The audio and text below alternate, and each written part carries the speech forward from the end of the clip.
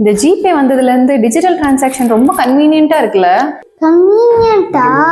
Okay okay. அம்மா அந்த been bag கன்வீனியன்ட்டாவே இல்லைம்மா, வேற ஒன்று வாங்கணும்.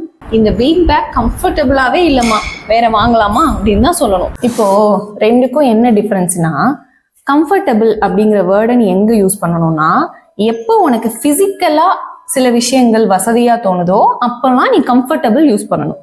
For example, my shoes are really comfortable, my sofa is comfortable அப்படின்னு சொல்லணும்.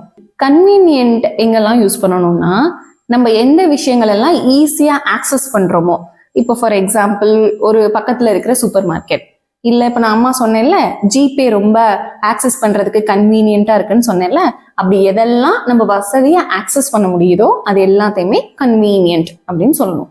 டைம் கன்வீனியன்ட் டைம்னு சொல்லுவோமா, கம்ஃபர்டபுள் டைம்னு சொல்லுவோமான்னு கமெண்ட்ல மென்ஷன்